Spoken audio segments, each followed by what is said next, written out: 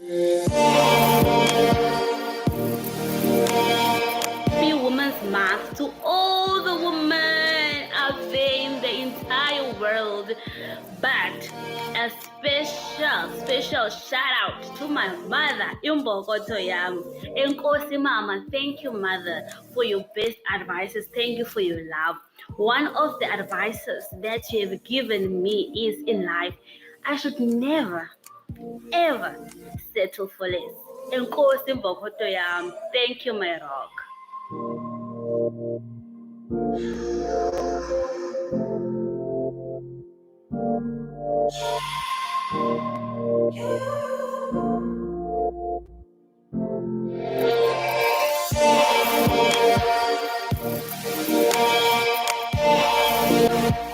Hello everyone, my name is Gamba Soyimishe and the special woman in my life is my grandmother. She has taught me so many things in life, and one of the things that I have learned from her is respect. That I must always respect each and everyone regardless of who they are and what they do for a living. And that I must always put God first above everything and everyone. Thank you.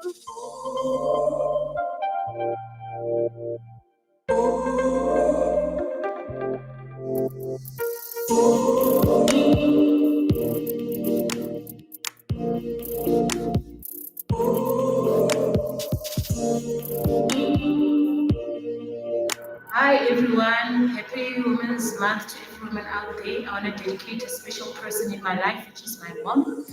She's been supportive in my life, and I always took her advice, and the advice that she gave me the advice to be an independent person and to choose right decisions. And today I'm a woman what I am because of my mom. So happy Women's Month to every woman out there. Love you, mommy.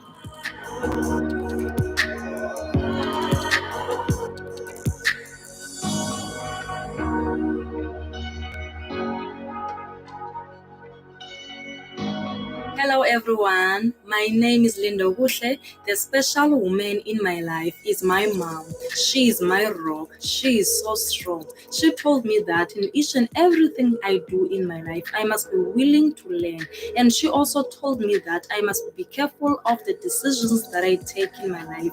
I must check first, is it the right thing to do or a bad thing to do? She is very teachable. I even learn from her even today. I thank God for my mom.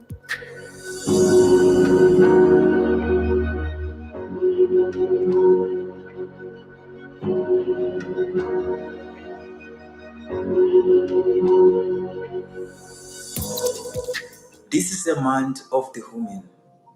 I like to pass this message to all the women in South Africa. I special to my mom. I say, Mama, authority Pakabahai. You were there fighting. You were there the times of pain, the times of struggles. Mama, ungalahlekeli ithemba. You still unawo amandla ngaphakathi kwakho. You can still fight today and tomorrow. Ngithi mama, ngiyabonga.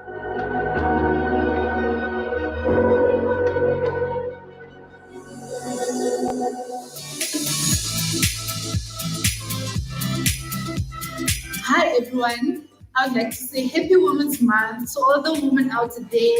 You are very special, and I'd like to thank a very special woman in my life that gave me the best advices that until today I keep on applying them. And that special woman is my mommy. Yes, mommy, I would like to say I'm very grateful for the advices that she gave me. And the advice was that I should always be watchful when it comes to friends, that I should always be wise when it comes to choosing friends. And applying this has helped me a lot from my high school days until today. And I'd like to thank mommy for that. Happy mommy, happy Women's Day, everyone. And go see, bye.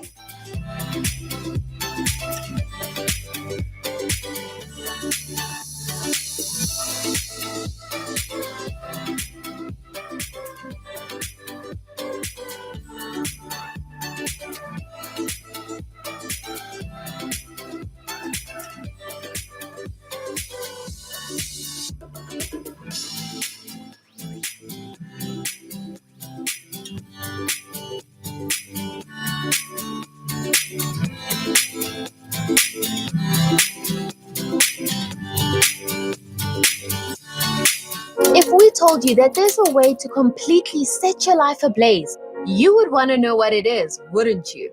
Especially because it affects everything. But there's a catch. You would need to change one thing in your life. The one thing that holds you back without you even realizing. And no, it is not what you may think. There's only one way to find out. This Friday at 3 p.m. Trust us, you did not see this one coming. We are women. We are brave, strong, capable, unique. We are women to women. Good afternoon, South Africa. We are still celebrating Women's Month, and today we bring to the end our series of special meetings, special programs, so that we can celebrate together with you. But please bear in mind, the value of a woman is not restricted to the month of August or to the 8th of March. Value of a woman is every day. And who gives that value? You, myself. We don't necessarily need the society to assign a day, even though we celebrated this Women's Month with you, because God has made us to see our value and our potential. Today, we brought something different. Today, I want to make a retrospective of the meaning of elegance throughout the years. And we have prepared that especially for you. Let us watch together. Hello everyone, my name is Nondo Miso. It is August and we are celebrating Women's Month in South Africa. I have a special friend who is a special woman in my life. She taught me a lot of things. Amongst those, taking care of others without expecting anything in return. I thank you. Elegance. When we think about elegance, what usually comes to mind is wealth, sophistication, modesty, femininity, and, well, grace. According to the Merriam-Webster Dictionary, elegance means dignified gracefulness or restrained beauty of style. We are going to take a trip through history to see how elegance has evolved through our time. Our journey starts in 1910, right at the end of the Victorian era, and there was strict social norms for women to conduct themselves, and elegance was afforded by only the wealthy. The 1920s marked a vast change, as in the US, women started to vote. Women's dress hemline started to rise to reach the flapper style. Yet, despite the rising boldness, it was seen as good taste to remain modest. The 1930s were considered to be the age of glamour. Despite the Great Depression, elegance became a luxury only for the rich, as the clothes were too impractical for women who now had to work to support their families. This shift in society and the slow rise of feminism in the 1940s started to break the traditional idea of the elegant woman. Elegance went mainstream. With the balance of grace and practicality, women in the workforce could now embrace femininity and simplicity in their everyday lives. The 1950s marked the birth of the hourglass figure, the new ideal for the beautiful woman. Shifted the idea of elegance from being modest and discreet to being sensual. The 1960s is when elegance became casual and diverse. Society had completely shifted. Women no longer had to adhere to the strict social conduct and dress codes of the early 1900s, and they were a lot more outspoken. The 1970s. I am a woman, hear me roar. The lyrics that marked the decade and set off the pace for the 1980s and 90s. The line between the classic gentle woman and the mainstream were completely different. The majority of society broke away from the elegant ideal, seeing it as oppressive and silencing women. Welcome to today. Whatever you can imagine, It is here in this era. Women have none of the restrictions that the past eras had. Every style pushes the limit of the past. Boldness is usually praised, and sensuality dominates almost every aspect of style and behavior. Although the idea of elegance has evolved and is a lot more inclusive, one thing remains the same. In a society of boldness, loudness, aggression, femininity, grace, and modesty are now rare qualities that are more sought after. Proof that elegance does not go out of style.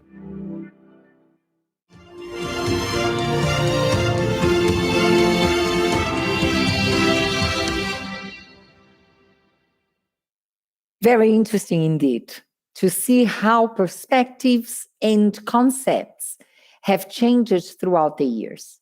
And that goes in line with our today's topic.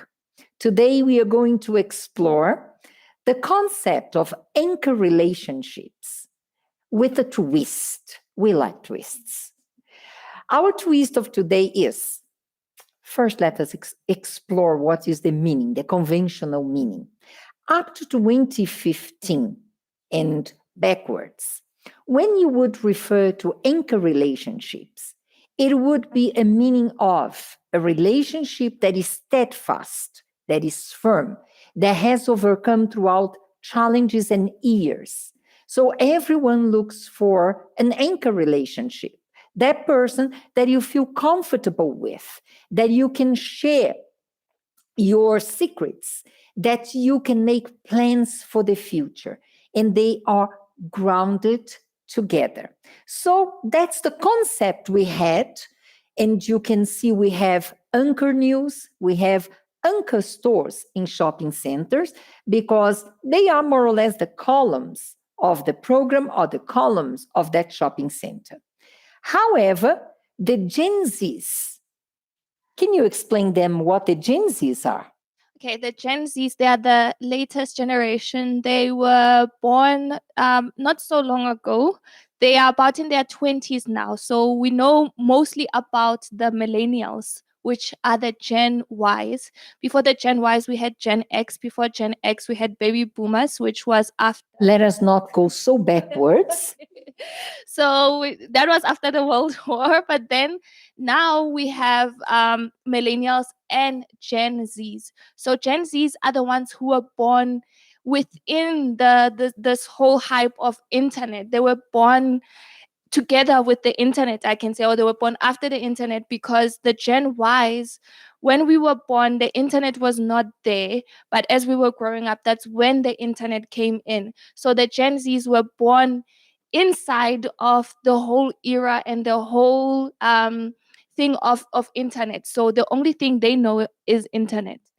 And according to the Gen Zs and Gen Ys as well, because our technical team here belongs to the Gen Ys, they have a different interpretation to the word anchor relationship. According to the Urban Dictionary, it is the opposite of being steadfast. Is that kind of relationship that's going to make you stagnant in any direction of your life.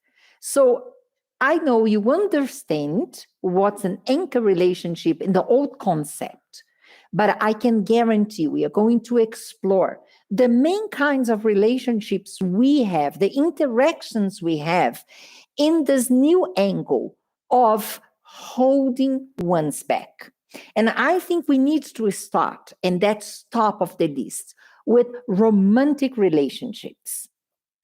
Yes, when we speak about romantic relationships, we actually find this a lot amongst couples. We see a lot of people wanting to be in a relationship where they'll be so dependent on someone else. It's like they are looking for a sense of security. They are looking for someone that will make them feel adequate.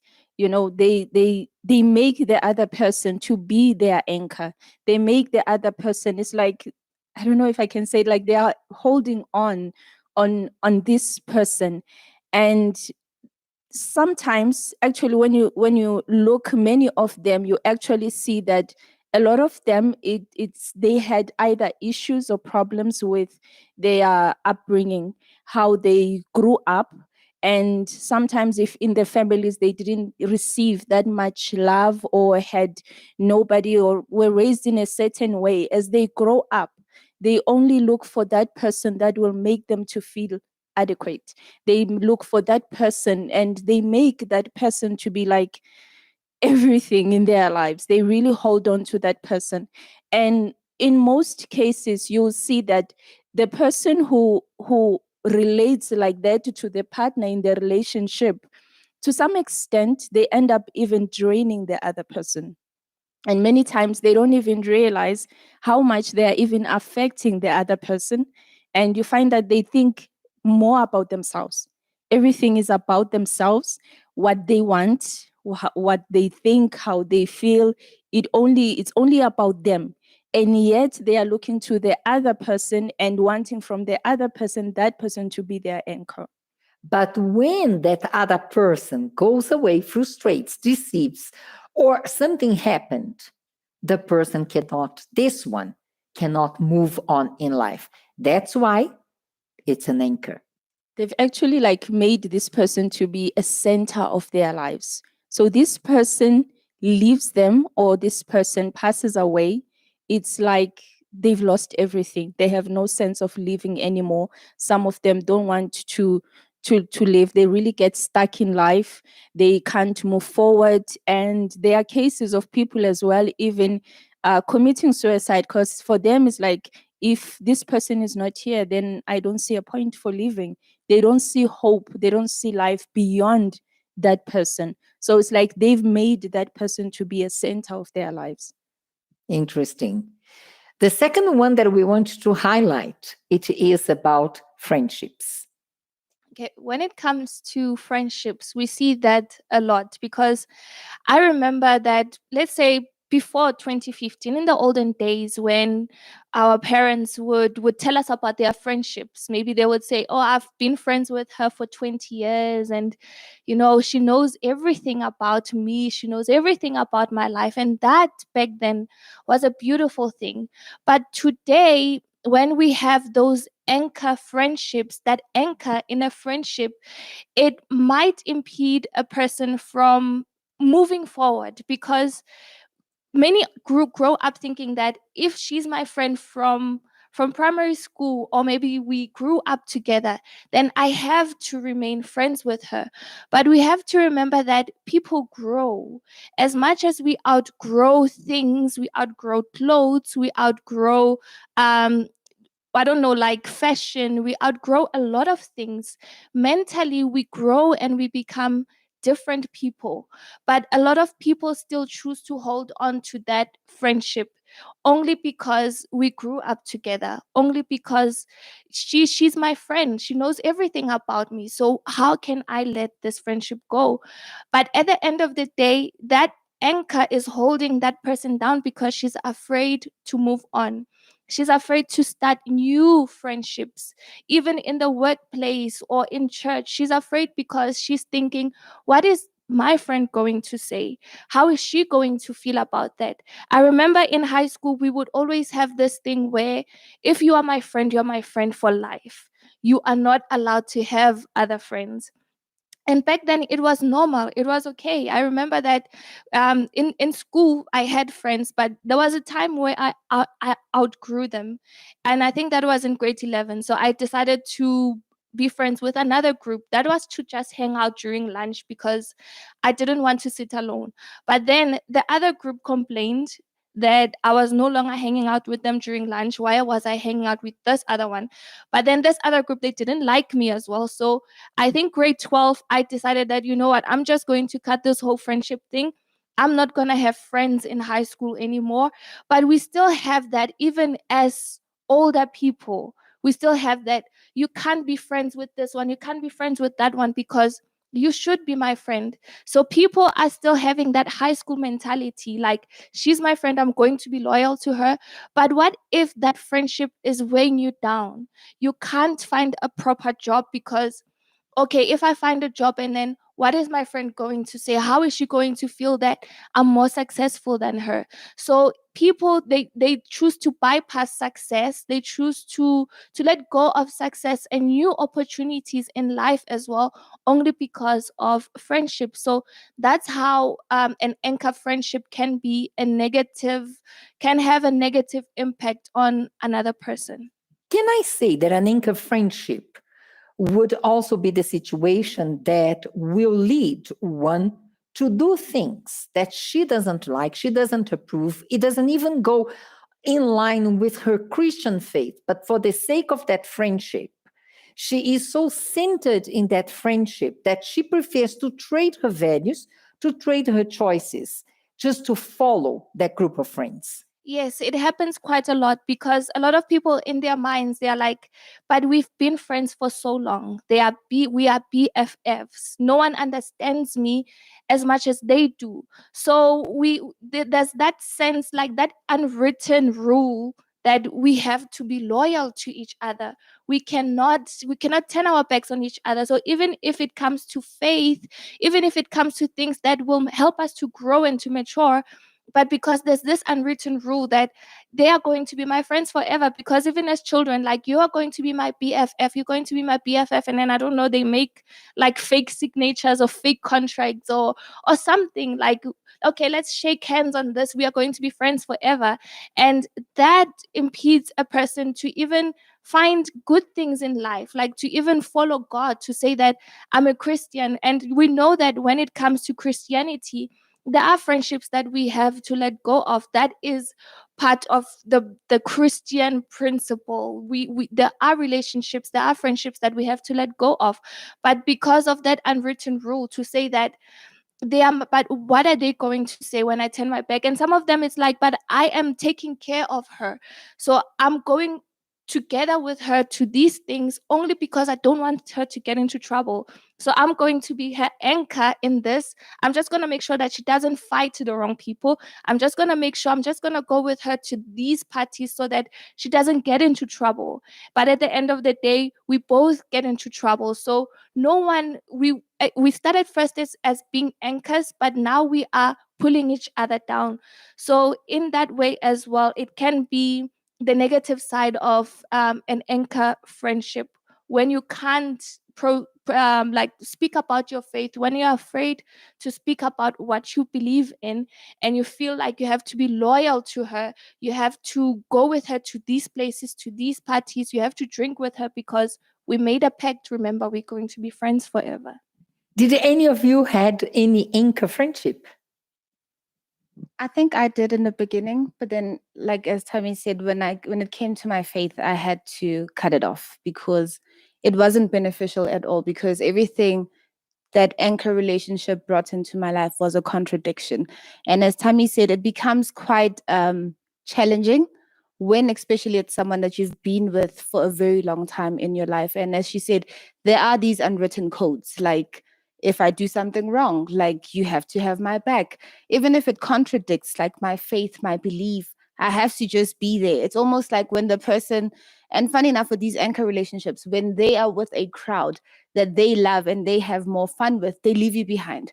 But when it's that moment where they're in dire need, they don't have anyone to run to, they remember that other anchor that they have, like, oh, okay, let me go to so and so. It's almost like they use you because they know that regardless of anything that they can do to you, when they want to come back, you are stuck with them. So the person just comes in, and it's almost like you don't even sort out like what the issue was. Like, we just move on, like everything is normal, everything is fine. And a lot of people are stuck in those type of friendships. I think I had an anchor relationship because of my old things of having to please people. So I would be stuck with few friends to the point that I would end up doing things that I didn't like. I remember of going places and buying pieces of clothes that I didn't like, I didn't use. I kept them in the wardrobe until I gave them away, just for the sake of pleasing that other friend. And I was so stuck in that relationship that I would not take into account that I was violating myself in the sense of my tastes, my looks, just to please someone else? I had as well an anchor friendship, but this was not like BFF. It was just that we grew up together. We started school together in another school. We started preschool together, went to the same high school, and we were friends throughout until grade 11, where she decided to choose an alternative lifestyle. And back then, I was already grounded in my faith. I was not gonna choose anything else. I was focused on my faith.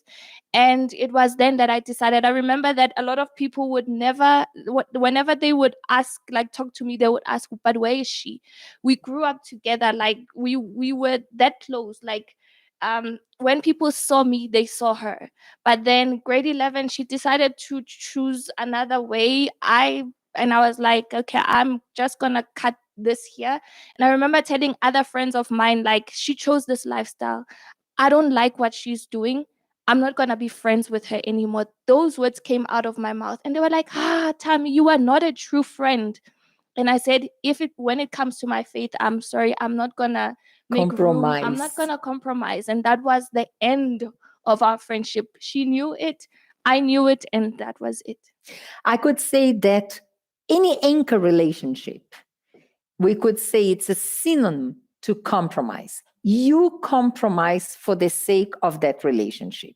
So we spoke about romantic, and we're going to come back to that one. Don't think I forgot it.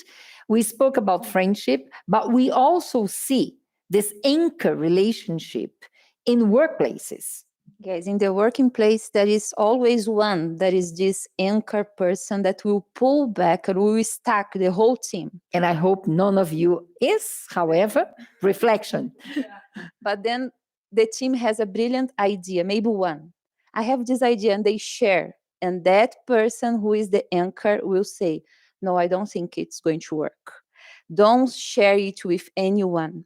And in fact, I think it also comes with jealousy, that why she has this idea and I didn't have. So for the sake of that, it doesn't going to work, I'll tell her, no, it's not a good idea.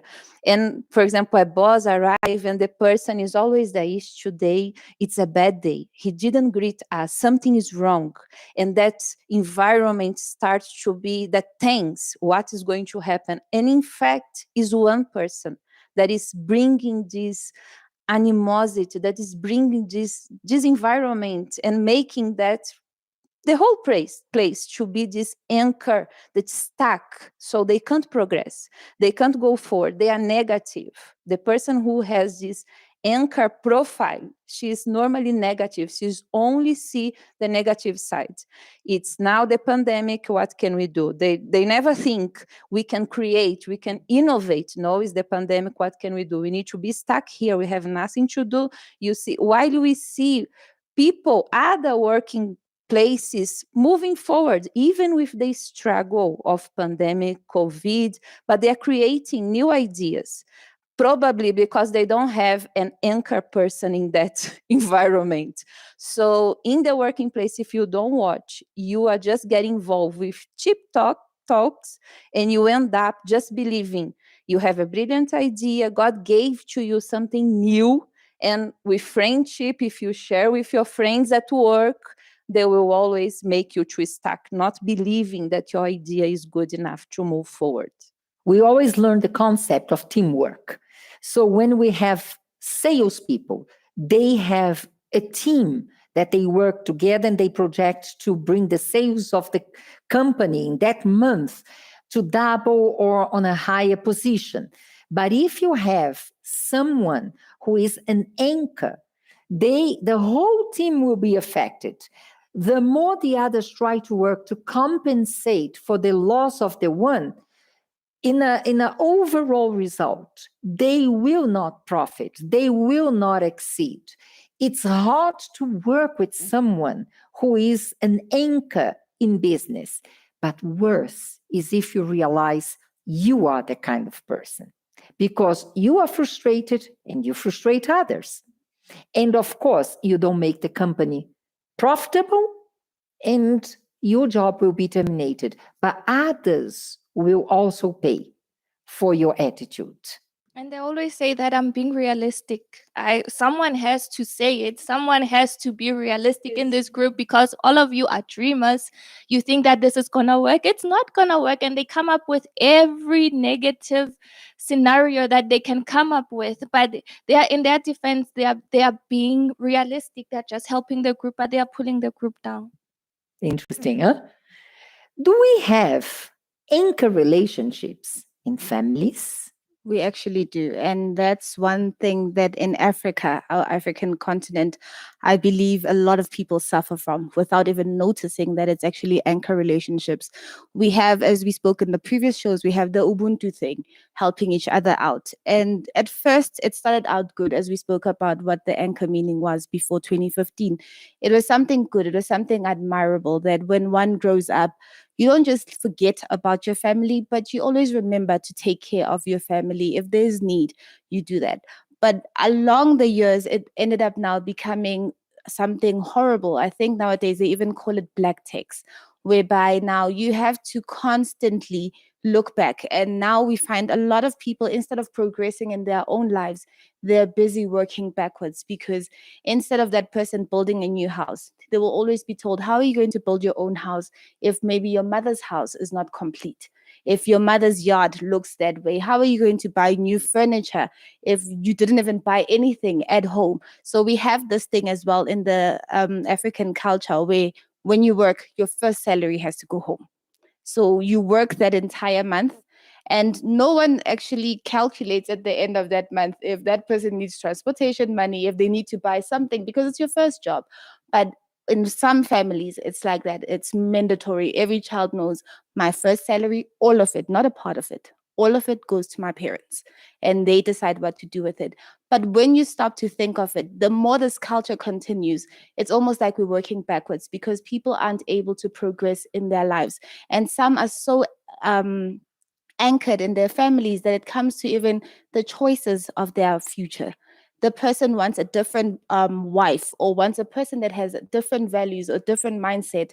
But because the mother is the one that says, no, I don't like this girl, pick so and so from the neighborhood. We know her family, like Tammy said, because it even goes deeper. Maybe the moms made a pact when the kids were in the bellies. Okay, your son will marry my child and stuff.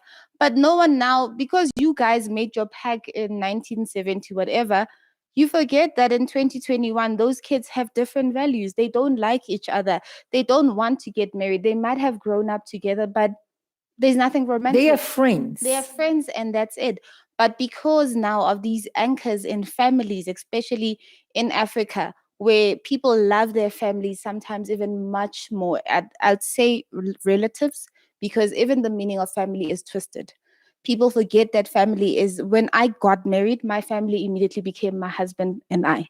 But nowadays, people will say, no, your family are your relatives, your aunts, your uncles, your cousins, everybody. So when you go back home, it's no more just about helping your immediate relatives. It's also about helping the extended family. Like, no, you can't progress alone in life.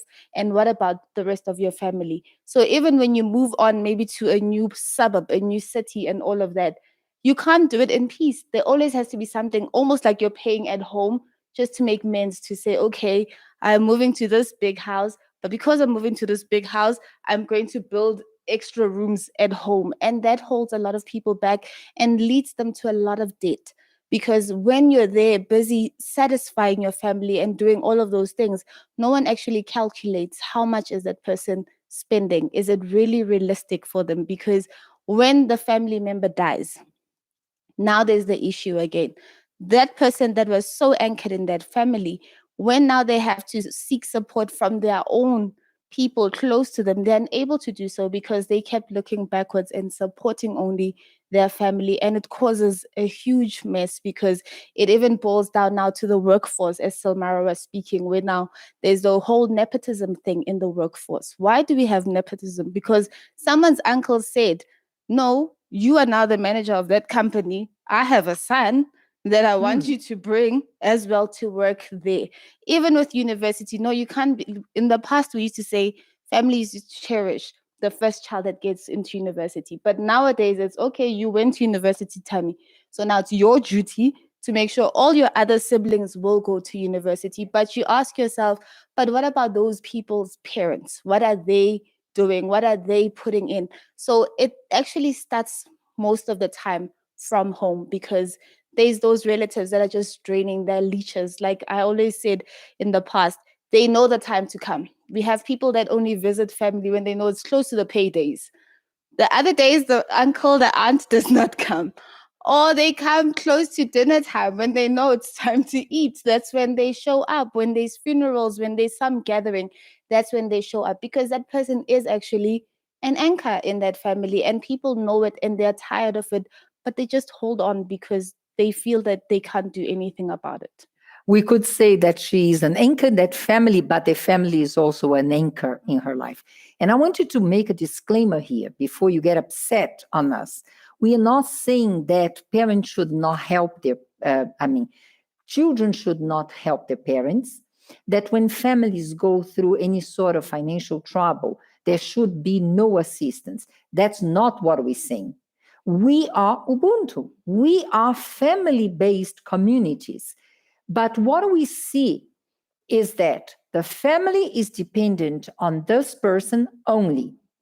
And this person is stuck in life because all her plans, all her concerns, all her dreams and wishes are only for the family. And I wanted to bring another controversial point here. We do a lot of couples counseling, and we have been, in line with the pandemic, faced with couples who were at the verge of divorce because they were having financial problems. They were not being able to feed their family, husband, wife, and kids, because either the wife or the husband were giving everything that they had to the family in the homelands. And they came to the point of even considering divorce because they were no longer speaking the same language. There were needs for the kids. There were needs to resize the house. And they did it for the sake of keeping up with the family, because the family was used to receive this much. And now they could not, because many of them were not working, or they were working part-time in course of the pandemic. We still see that reality a year and a half later, but they did not find a way to convey to the family. They could not help as much as before. This anchor that I would say, husband or wife, considered better, should I say, or an option to break the marriage rather than being honest with the family and say, I cannot put up with that. And that is a reality we have seen. We come to the point that they divorce, saying the husband, for example, which was a recent case, I can't support my family. So instead of being with you, my wife, I'll leave you and go back home so that I have only one house to help. So instead of joining strength together, because it's a hard moment to everyone, and have this understanding, it has that anchor, the load of I need to be stuck back then. I cannot support everyone, so I have to choose. And then they go back. And in fact, they don't help anyone because they are broken with their own house, and how they are going to support the same house. They can't. It's too much. But instead of they join together their strength, I remember I told this couple, instead of you put your strength together as a couple to raise up again your finances and count, of course, in the help of God, and from there start going back to also help your family. They will eventually be helped, but you just separating will make things worse. And the Bible says that a man should leave mother and father and live with his wife. Again, disclaimer, we are not telling anyone to forget about the family, the parents, the relatives that I need. But from the moment that you enter into marriage, and we spoke about marriage 2 weeks ago, We have a responsibility to live for each other. So this couple were about to quit the vows they made on the altar to care for one another for the sake of attending to the needs of the family. And I can see as well, especially here in the African culture. I mean, in the US, like in other countries, you see how after a couple gets married, it's easier for them to move to another state, far from the family. But here, no, it has to be around the corner, so that when the mother-in-law needs to see how the makoti, the bride is doing, then she can easily go. She can easily show up for the weekend without calling, without making reservations before, like telling them, oh, I'm coming. So for us here in the African culture, it's very common. We see how even people after getting married, they prefer to build a room behind the main house, just so that they can be close to the family. We see how people, when they get a job, they can buy a car and not a house. They can buy a car and the car will be inside of their mother's garage. They have a room at the back. They have enough money to build a house, but they don't want, because they just don't want to leave their families. Because if I leave my family, if I leave my mom, she's going to go crazy. So I prefer to be with her. I prefer to do everything here, get married, still live in the same house, build a room outside, just so that I can be close to her. Are you understanding now why we decided to explore the other angle? Because I think it's more in line with what is happening in our society today. And there is one relationship that we didn't speak about this far. It's the relationship you have with yourself. And you can become an anchor for yourself when your complexes, your fears, when unforgiveness is ruling your life. So instead of progressing, learning, overgrowing, as you said, having new experiences, you're going to be stuck in the fact that you look down at yourself, you second guess yourself.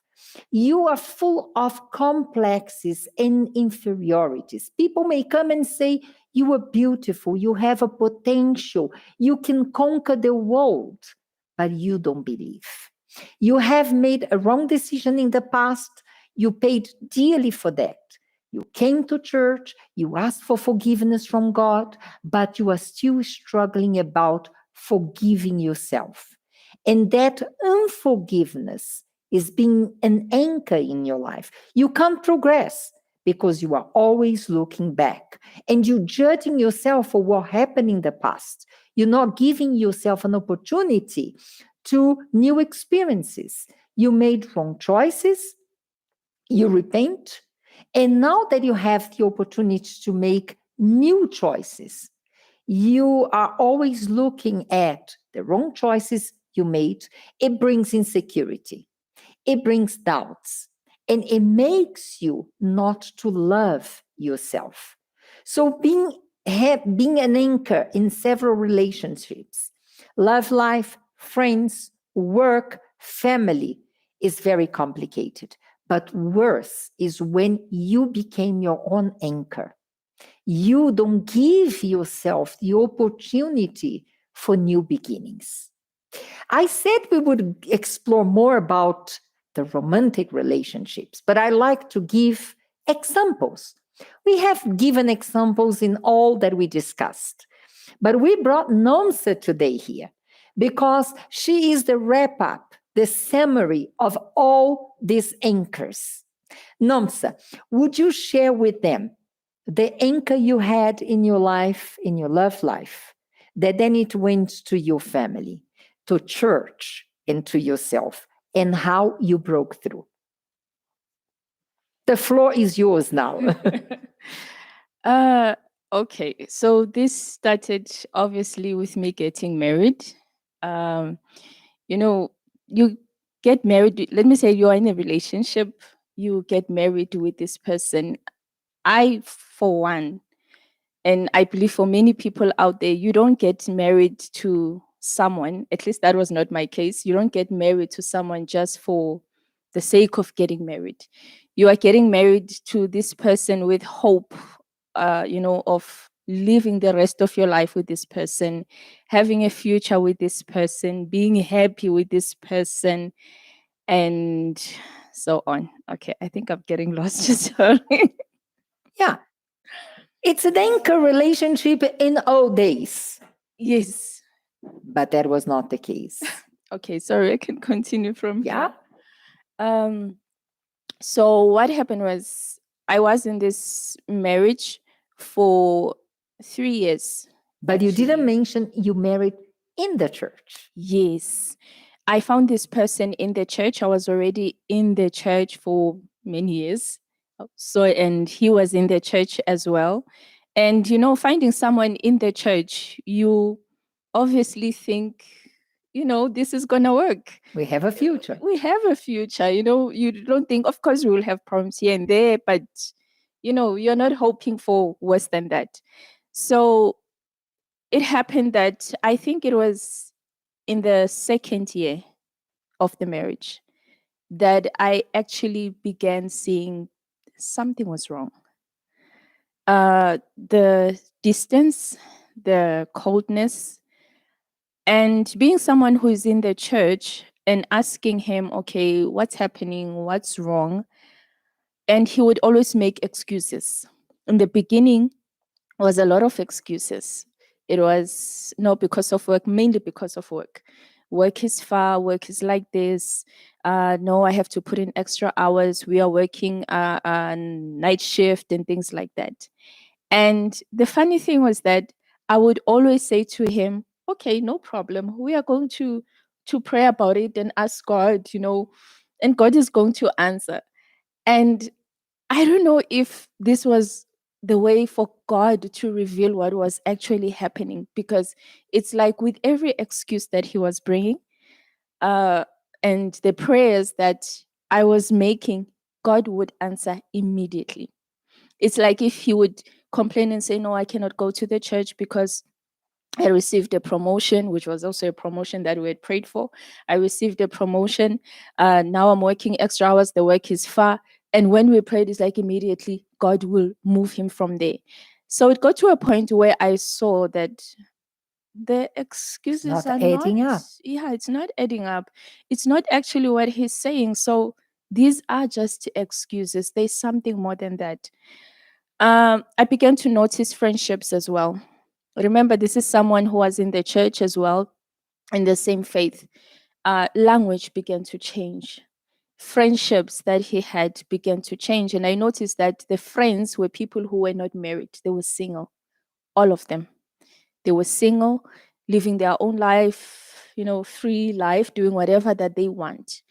And at some point, I began to realize that this was something that he began to long for, having that free life, not having someone close to him, not being married. And there was a time where actually he would say, you are tying me up. I want to be free. I don't want to be married anymore.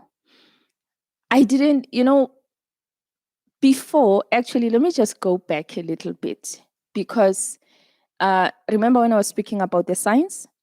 Then what actually happened was one day I was going home, and when I arrived, I found him in the house with a girl. In your house? Yes, in our house. And he was there with the girl, and obviously to my shock, my surprise, okay, I don't know this person. Who is she? And whilst I'm trying to find out what is happening, trying to get the answers, the girl says to me, you are getting a divorce. And I looked at him like, okay. How long were you married for? At that time was 2 years. When all this happened, it was 2 years. And I actually looked at him and said, I didn't know we had problems, at least to a point that now we are talking about divorce. So for me, it actually came off as a shock.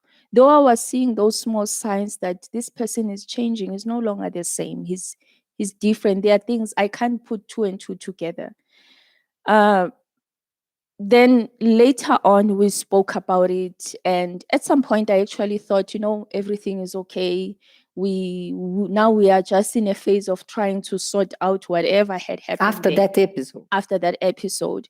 And funny enough, I didn't even think anything more than just her being a girlfriend happened. I think I didn't even want to go along those lines.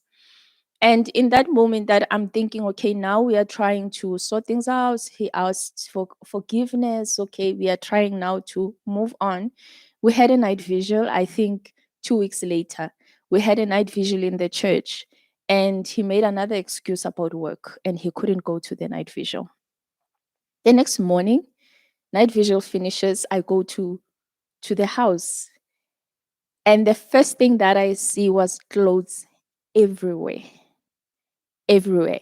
Immediately, I went to the room and I found them there in our bedroom. And I think that day was the day that I actually knew that, okay, you have a problem. This is serious. So this is the same girl was in the house. So this is the relationship that he had said that I'm going to end it, or in fact, he actually said that he was no longer with the person. But here was the girl, she was here. And now they were sleeping together. They were in the house, and I'm coming back from the church and I'm finding them there.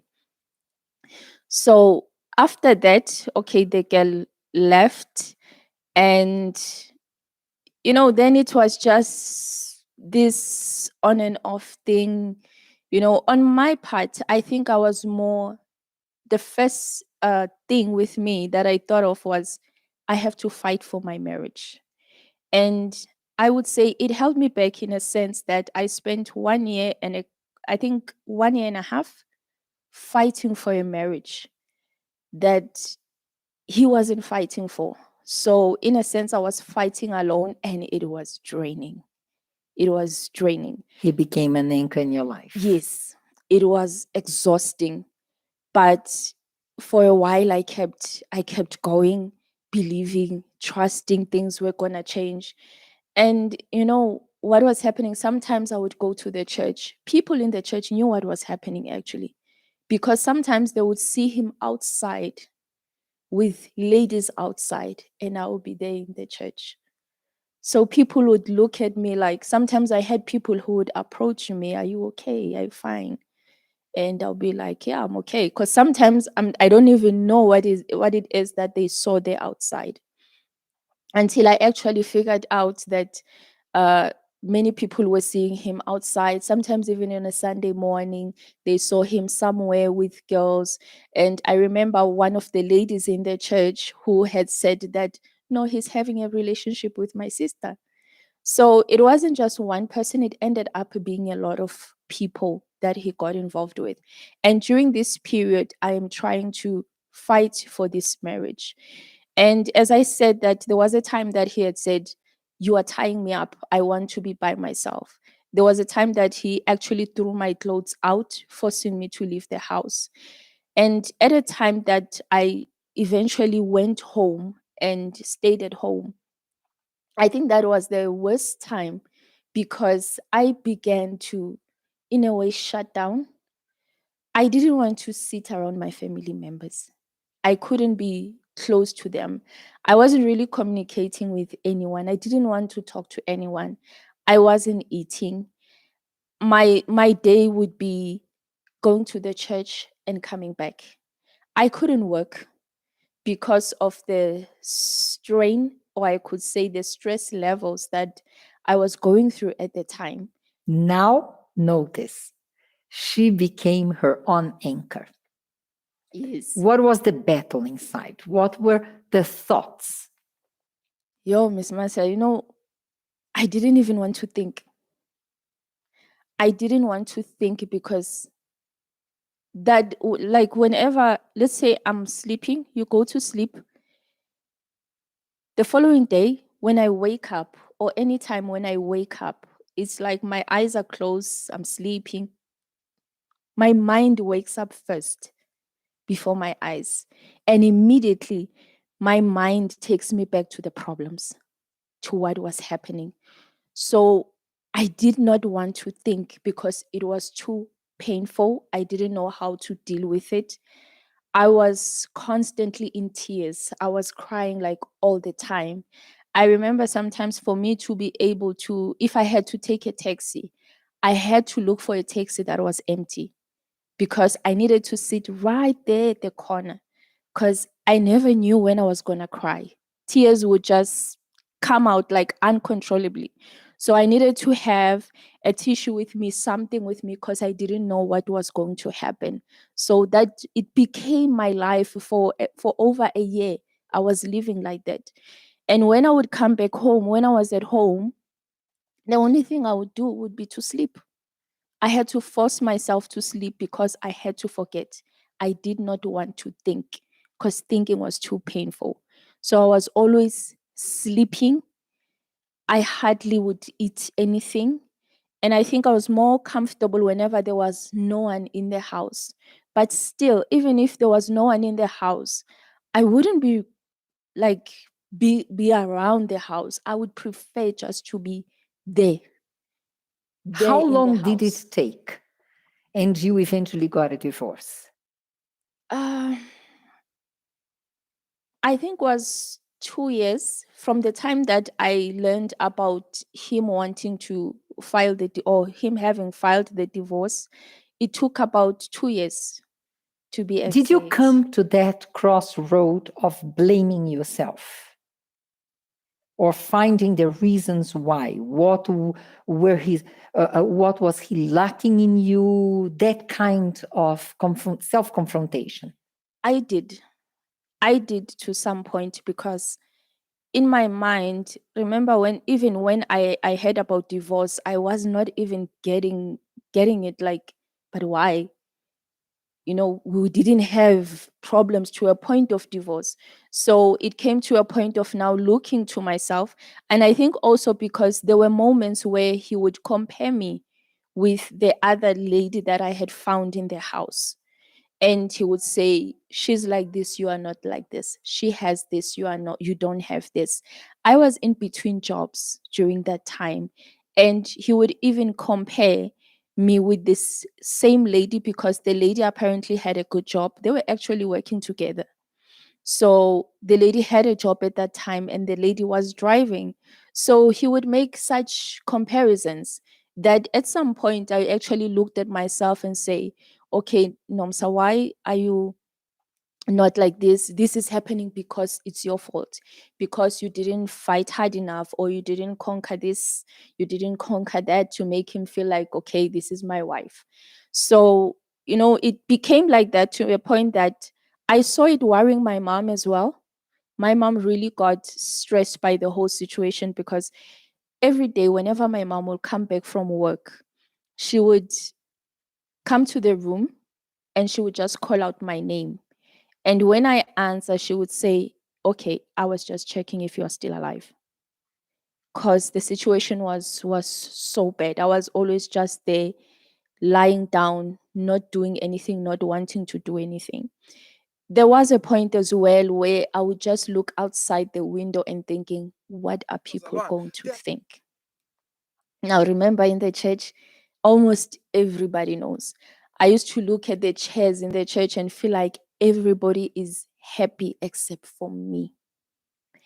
When we as people who are of faith, even though you go through all that, there are also those moments that you show your faith to God, or you speak to God and say, God, it's like this, but I believe it's gonna be like this. And I had times where I used to say to God, I am so ashamed in front of everybody, but I am not going anywhere because where I was ashamed, that's where you are gonna glorify yourself in my life. And I went through all of that with people seeing what was happening in my marriage, and they knew even more things that I was not even aware of. I remember there was an assistant that was close to me at the time. She needed to stay by my side all the time because it's like sometimes it's like I was in the room, but I was not in the room. So she needed always to be there to, and it's like I wake up, it's like I'm waking up from I don't know what. I wasn't aware of the space around me. So going to church had to be quick as well. I go to church, attend service, do what I do, and then I leave. I go back home and I stay in my room. And that became my life. And also with the comparison, I remember with the stress that also I could see from my mom. My mother took me one day and said, "No, we have to go so that you find a job, because probably it's because you are not working," as he had made a comment like that, so maybe if you are working, it can help save your marriage. So in the process, I also realized that there were things that I began to do or wanting to do just for the sake of saving a marriage. And I think the one thing that actually made me to like wake up and be like, no, was when I began to notice that this is going to take away my salvation. It was going So to I that could point. say, am I right to say, it was not necessarily the man, the person, but the marriage, a failed marriage was your anchor.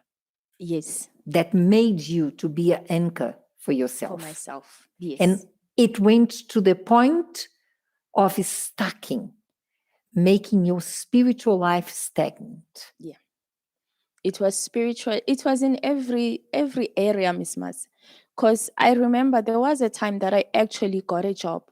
And I think that time was because I just thought, you know what, I need to keep my mind busy on something. And I got a job as a receptionist. And it was a permanent job. It was a good job.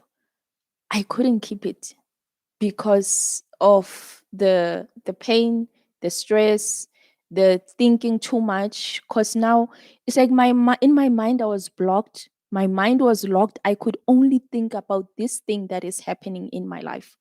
And now being at work, I was interacting with other people, patients who were coming, and having to deal with their frustrations, because some of them they give their frustrations to you.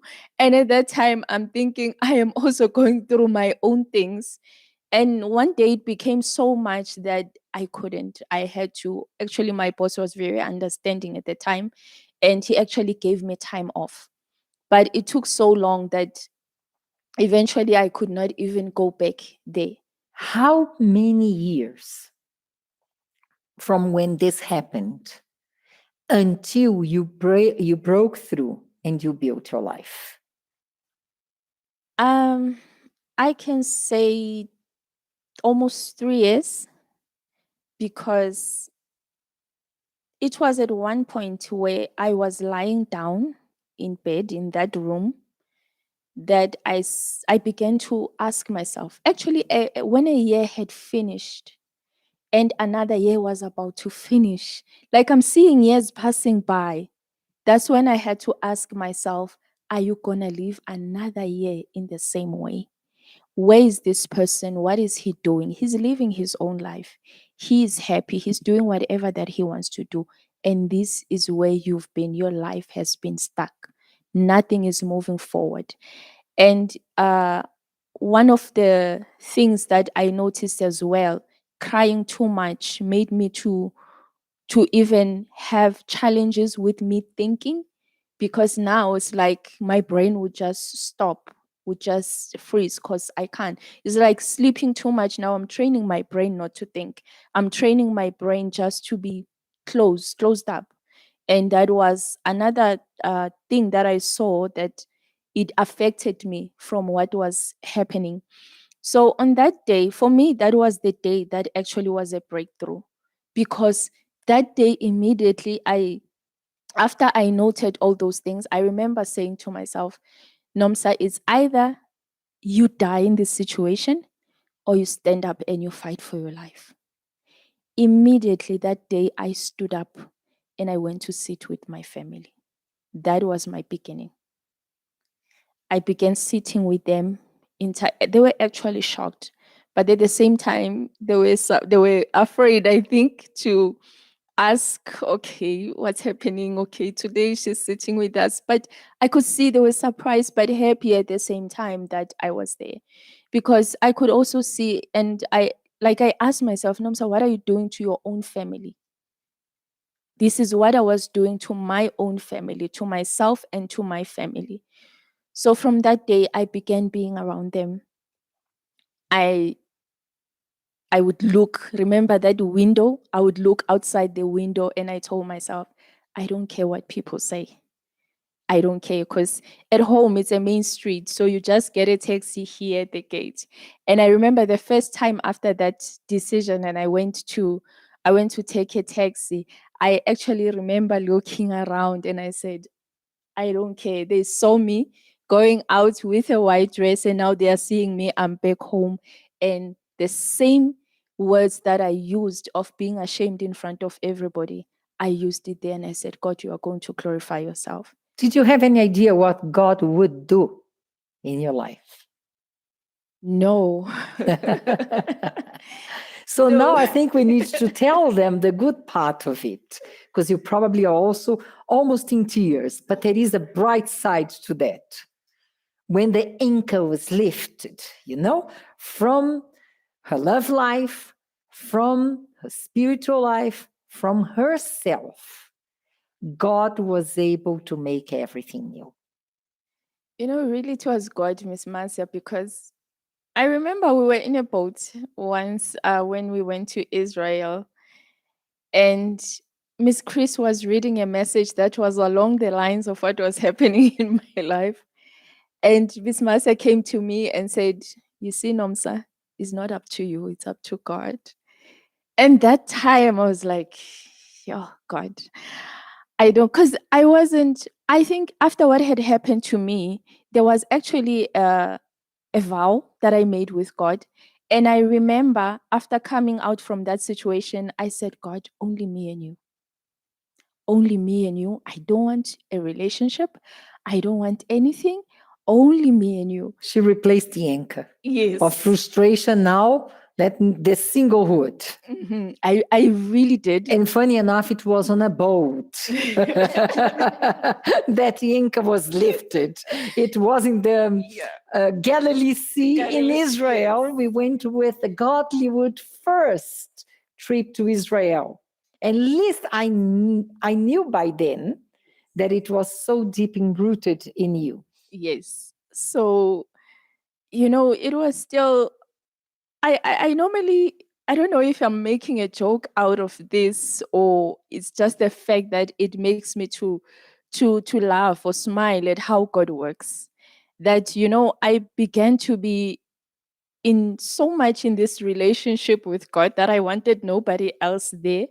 And I always say it's like God was saying, Nomsa, you have to get married.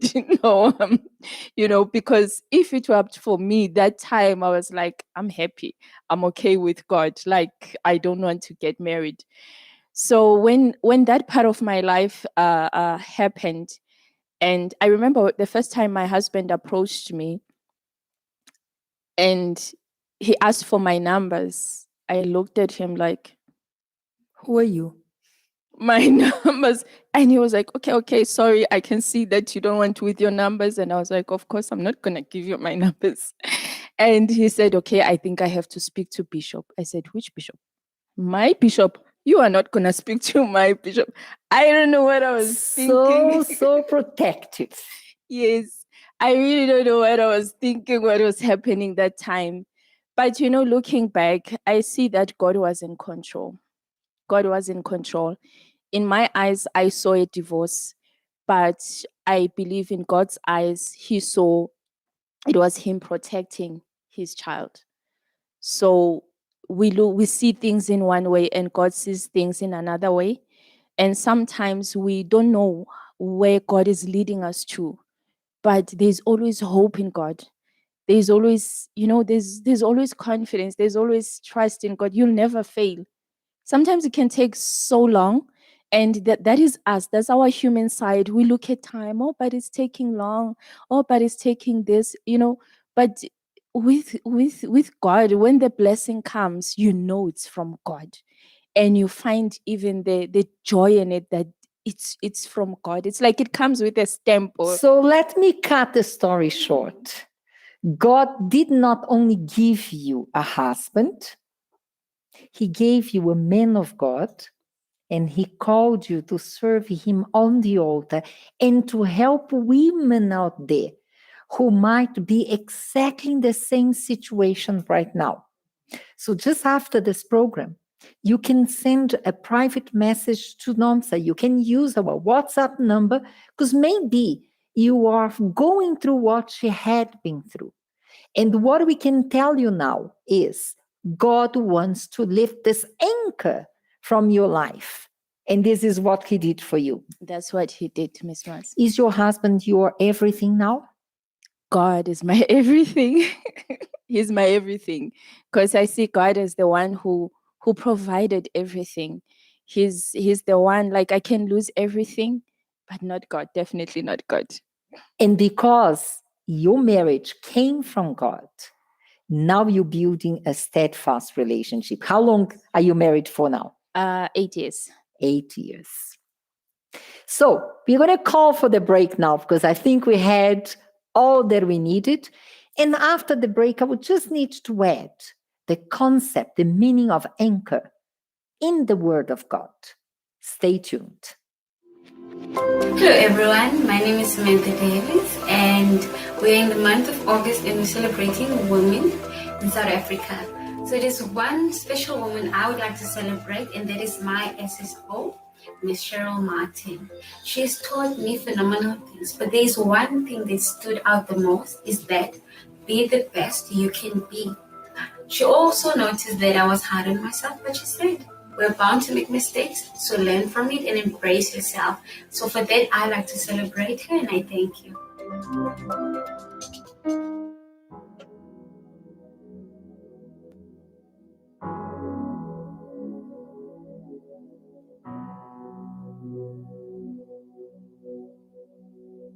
I'm caught up in your presence.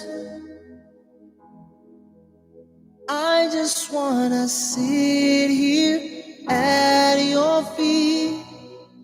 I'm caught up in this holy moment. I never want to leave. Oh, I'm not here for blessings. Jesus, you don't know me anything more than anything that you can do.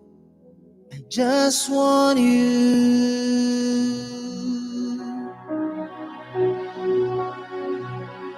I'm sorry when I just gone through the motions. I'm sorry when I just sang another song.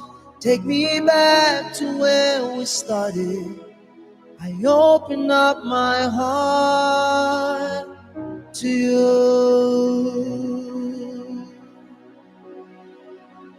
I'm sorry when I've come with my agenda. I'm sorry when I forgot that you're enough.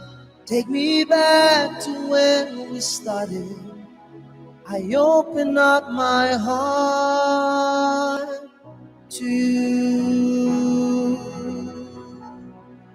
I'm caught up in your presence.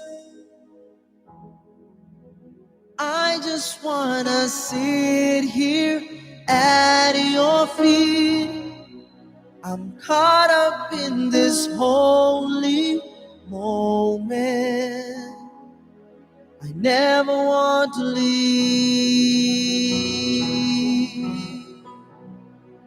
Oh, I'm not here for blessings. Jesus, you don't know me anything more than anything that you can do. I just want you. I just want you. Nothing else. Nothing else. Nothing else will do. Just want you. Nothing else. Nothing else. Nothing else will do. I just want you. Nothing else. Nothing else. Nothing else will do. I just want you. Nothing else. Nothing else. Nothing else will do. I just want you. Nothing else. Nothing else. Nothing else will do. I just want you. Nothing else.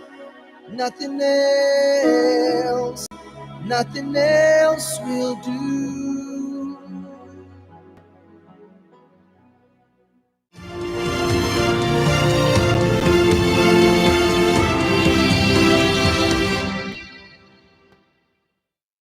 Welcome back now to the second part of the show. We are about to finish it because I think God has already spoken to you.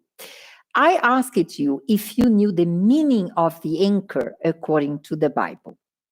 An anchor means the hope for future existence with God.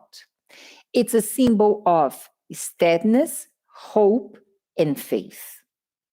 So I wanted to share with you this Bible verse, Hebrews 6, 18, 19, that by two immutable things in which is impossible for God to lie, we might have strong consolation, who have fled for refuge to lay hold of the hope set before us. This hope we have is an anchor of the soul, both sure and steadfast, and which enters the presence behind the veil. In other words, this anchor is our assurance of salvation, that God has promised and he cannot lie. And through this anchor, this assurance, we enter in his presence. But now I have a question for you. What kind of anchor definition you would like to hold on to? To the one before 2015 or the current one? I don't want to hold to any of those. There are those who are holding on to a very blessed marriage, to very steadfast relationship in the family, rooted in the workplace, being surrounded by nice friends. However, they put their trust, they projected their lives in their relationships. And less days, more days, things will happen. We are not going to be here forever. How they are going to pick up the pieces. And there are those who are making of their relationships reason for them to be stagnant in life.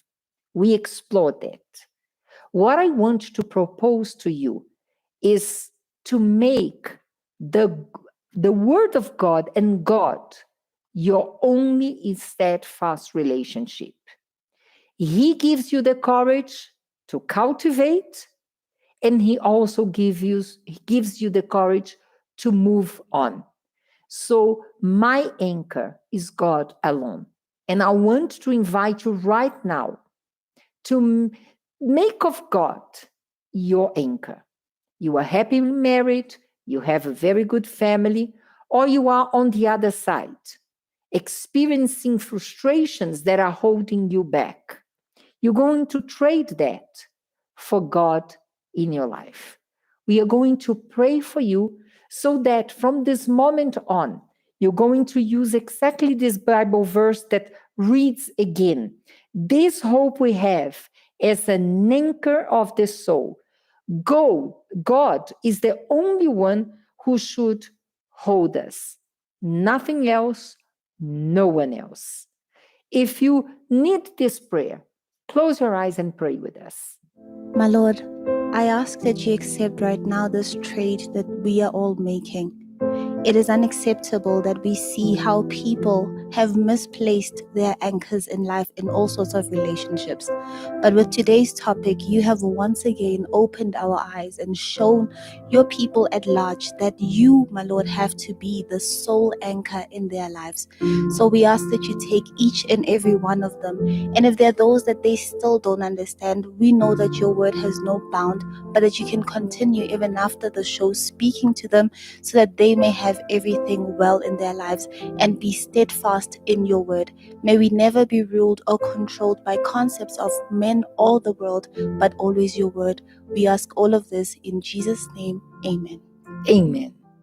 Be blessed, stay blessed, and trust in God. He is about to do a new thing.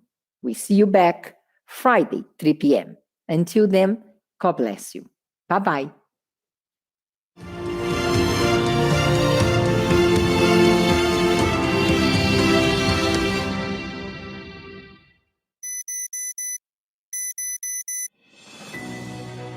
We know them, and we definitely love them. It's almost as though they're not even human. They seem to have their lives figured out. I bet they're so perfect. Okay, 5 days to go. You can do this. Come on, don't stop. Wake up the kids, make breakfast, shirt isn't ironed. Let's re-record. I'm sorry. Let's just do it all over again. This is not working. That is just the tip of the iceberg. If only people knew what it took to make it look this easy. This Friday at 3 p.m.,